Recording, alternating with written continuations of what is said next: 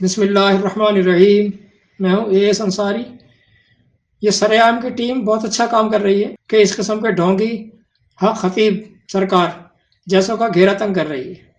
میں ہوں پیر سید اقرار الحسن اور آج کی اس ویڈیو میں ہم المعروف پیر حق خطیب سرکار عرف شف شف والی سرکار کی شعبدہ بازیوں کا پردہ چاک کریں گے. آج سے پہلے تک تقریباً پورا پاکستان ٹیم سرعام سے اور مجھ خاکسار سے یہ تقاضا کرتا رہا کہ آپ نے بہت سارے جعلی پیروں کو بے نقاب کیا، ان کی شعبدہ بازیوں کے راز منظر عام پر لے کر آئے، لیکن کیا وجہ ہے کہ آپ آج تک پیر حق خطیب سرکار عرف شف شف والی سرکار کی شعبدہ بازیوں یا ان کی حقیقت کو منظر عام پر نہیں لے کر آ سکے؟ تو ہم نے کئی برس محنت کی ان کے ٹرکس کو، ان کی نام نہاد کرامات کو، ان کی شعبدہ بازیوں کو جاننے کی، ان کی حقیقت جاننے کی، وہ ٹرک سیکھنے کی، تاکہ جب ہم پیر حق خطیب پر ہاتھ ڈالیں تو مکمل اور پکے اور ناقابل تردید ثبوتوں کے ساتھ. کیونکہ اس سے پہلے بھی آج تک ٹیم سرعام نے جس شخص کو بھی،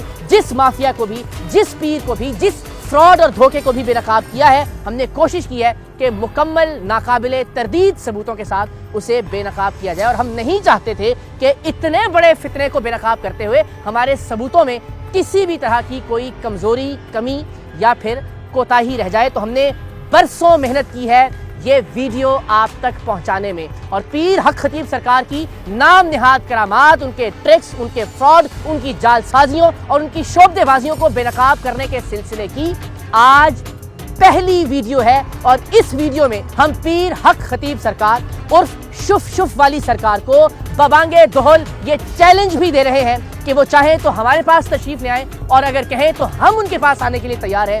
کسی بھی پلیٹ فارم پر لائیو میں پیر سید اقرار الحسن پیر حق خطیب سے زیادہ کرامات کر کے دکھاؤں گا. ان کے تمام ٹرکس، ان کی تمام شعبدہ بازیاں، ان کی ساری سو کالڈ کرامتیں ان کے سامنے کھڑے ہو کر بے نقاب کروں گا.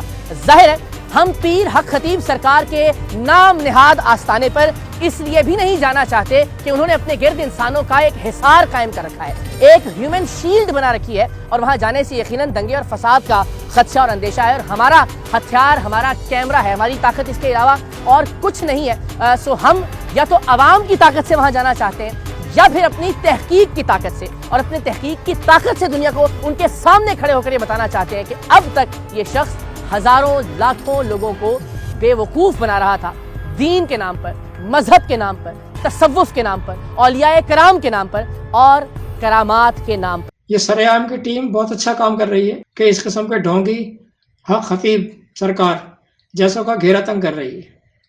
یہ اکیلا حق خطیب نہیں بلکہ یہ پورا ایک مافیا ہے، اور انتظامیہ اس کی پشت پناہ پیسہ کھاتی ہے. عوام کی جہالت اس میں فیولنگ کرتی ہے. اس باب میں ایک بہت اہم فیکٹر، ایک بہت اہم حقیقت وہ ہے جو کوئی سامنے نہیں لاتا، کوئی نہیں بتاتا. میں بتانے جا رہا ہوں، اور اس ٹیم کے سامنے بھی وہ حقیقت نہیں ہے. وہ یہ کہ علت اور معلول، کاز اینڈ ایفیکٹ سے ہٹ کر، اس سے ماورا کوئی انسان کچھ بھی نہیں کر سکتا، کر ہی نہیں سکتا، وہ چاہے نبی اور رسول ہی کیوں نہ ہو. جب کر ہی نہیں سکتا تو جعلی پیر اور اصلی پیر کا سوال ہی پیدا نہیں ہوتا. یہ تصوری باطل ہے کہ وہ یہ جعلی پیر ہیں، اصلی بھی ہوتے ہیں. یہ کہا جائے کہ ہم جعلی اور ڈھونگی پیروں کے خلاف گھیرا تنگ کر رہے ہیں، یہی تو ہے سب سے بڑی جہالت. جو شخص بھی کوئی موافق الفطرت کام کرنے کا دعویٰ کرے وہ جعلی ہے، ڈھونگ ہے. یہ ولیوں کی کرامت ہیں جو مشہور ہے نا، یہ کرامت شرامت کچھ نہیں ہوتی، سب ڈھونگ ہے. یہ کرامت کچھ نہیں ہوتی. اب ہم فزکس کی دنیا میں آتے ہیں، پھر قرآن پر آئیں گے. فزکس کی دنیا میں ایک اصول ہے جسے پرنسپل آف کازیلیٹی کہتے ہیں، یعنی علت اور معلول کا اصول، کہ ہر ایفیکٹ کے پیچھے کوئی نہ کوئی کاز لازمی ہوتی ہے. اگرچہ فزکس کی دنیا میں آگے بھی تحقیق ہو رہی ہے، کام جاری ہے. کوانٹم تھیوری کو لے کر سائنس جو ہے وہ کچھ آگے بڑھ رہی ہے، کاز اینڈ ایفیکٹ تک تو پہنچ گئی ہے. کچھ آگے بھی تحقیقات ہو رہی ہیں، آگے مزید تحقیقات جاری ہیں، کیونکہ سائنس کا علم حتمی نہیں ہے اور نہ ہی غلطی سے پاک ہے.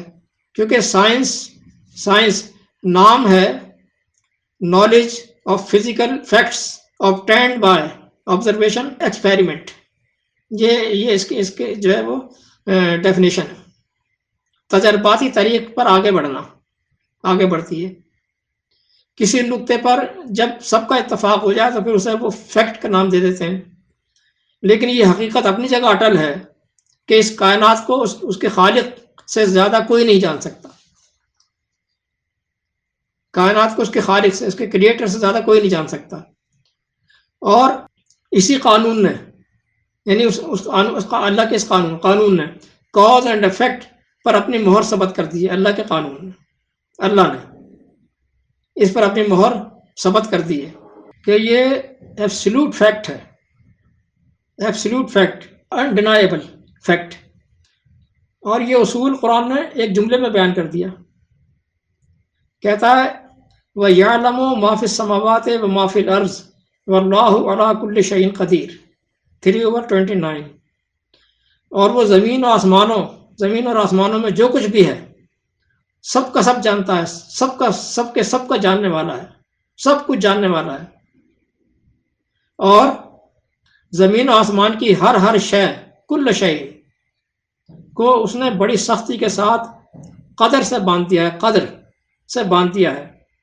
اشیاء کائنات کو قدر سے باندھنے والا قدیرن فعیلن کے وزن پر بتایا ہے. قدیر علی کل شیء قدیر، فعیلن کے وزن پر بتایا ہے کہ بڑی سختی کے ساتھ باندھا ہے، باندھنے والا. کہیں کوئی لوزنگ نہیں چھوڑی. قدر کو سمجھ لیجئے. قدر کہتے کس کو ہے؟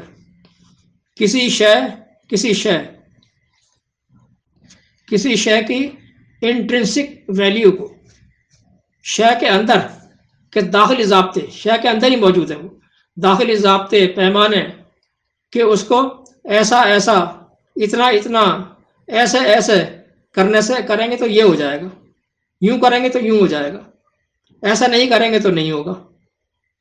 ہر شے کے کچھ ہونے کے پیچھے اس کے ضابطے، اسی کو مقادیر کہتے ہیں. مقدار. مثال کے طور پر کپاس اور گندم کی ترکیب، اس میں 8 عناصر شامل ہیں، 8 عناصر پر مشتمل ہے، 8 عناصر. لیکن کوانٹیٹیز کے اختلاف سے کہیں کپاس کی شکل میں ظاہر ہوتی ہے اور کہیں گندم کی شکل میں.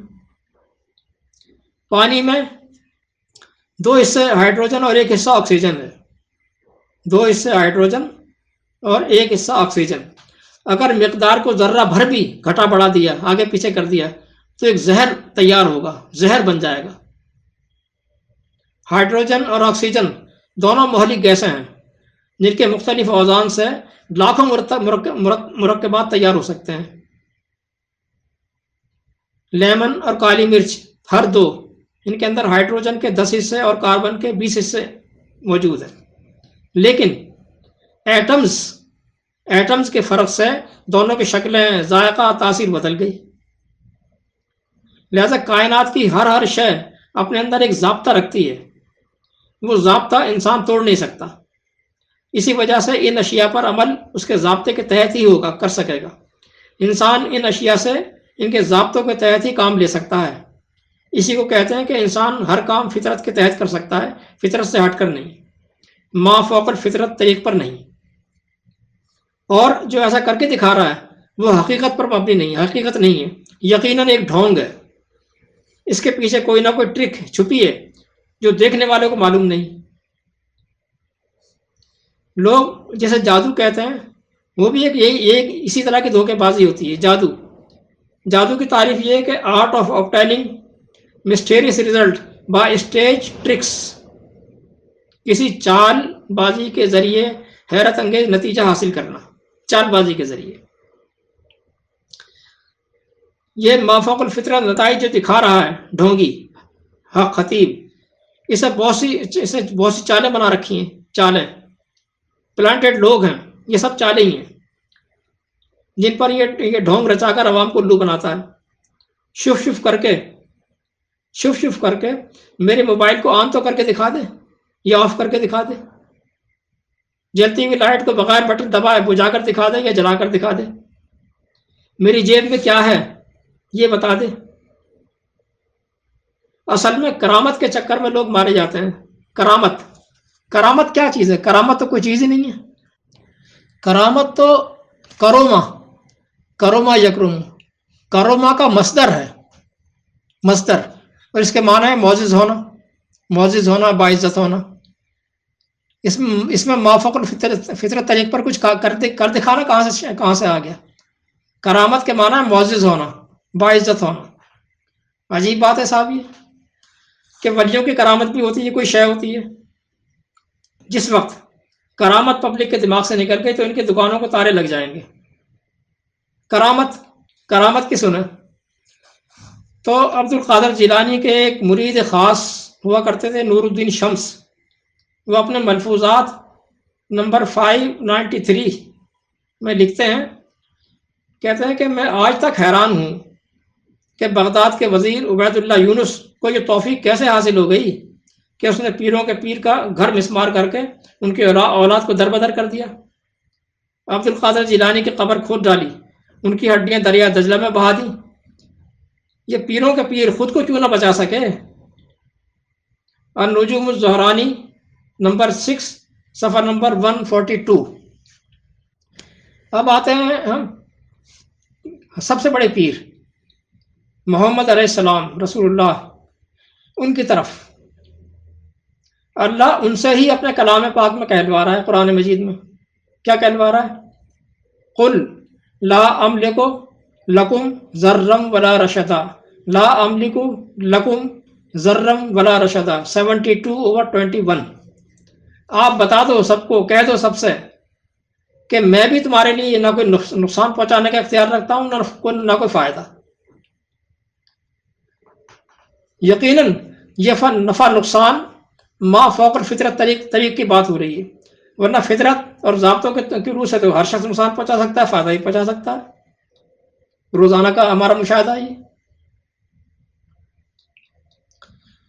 شف کر کے نہیں، بس سر عام کی ٹیم جو کچھ کر رہی ہے ہم اس کو اپریشیٹ تو کرتے ہیں، لیکن یہ اس بگاڑ کا حل نہیں ہے، اس بگاڑ کا حل نہیں ہے، حاصل کچھ نہیں ہے، اس کا حل نہیں ہے۔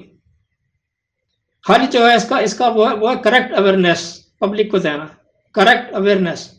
یہ جعلی پیر اور اصلی پیر کا تصور مٹانا، اس کو مٹانے کی ضرورت ہے۔ اس کو بے نقاب کر کے زیادہ سے زیادہ کیا ہوگا؟ یہی ہوگا نا کہ لوگ سمجھ جائیں گے کہ یہ جعلی پیر ہے، لیکن اصلی پیر کا تصور تو پھر باقی رہ گیا نا، کیا اصلی پیر کر سکتا ہے یہ؟ یہی تو سمجھانا ہے پبلک کو۔ کاش کہ کوئی سمجھ جائے میری باتوں کو۔ والسلام۔